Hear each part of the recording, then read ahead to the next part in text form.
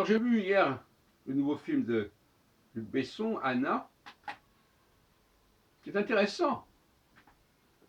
On voit cette femme armée de ne sais quelle arme, de quel pistolet ou revolver, je ne sais pas comment on dirait, et tuant ici et là. Et ça correspond au fantasme de la femme se servant d'un outil. Il y a quelques scènes où elle se défend sans arme, mais d'une manière générale, elle a toujours un outil quelque part, elle a toujours quelque chose qui est dans la main. Et ça caractérise la femme. C'est pas elle d'abord qui a inventé cet outil. Cet outil ne fait pas partie d'elle.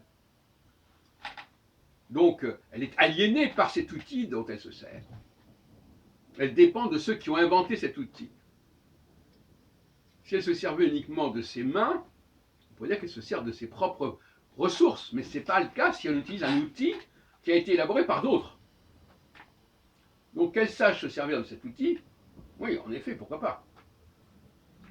Donc là, nous avons un exemple de cette relation spécifique de cette alliance, je dirais presque, pour jouer sur les mots, cette alliance entre la femme et l'outil,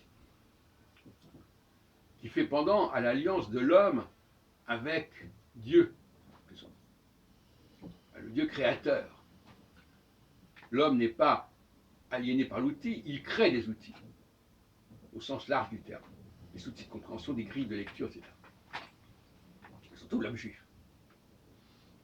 Donc, ces femmes comme ça qui ont une prothèse, et bien voilà ce que dit le film.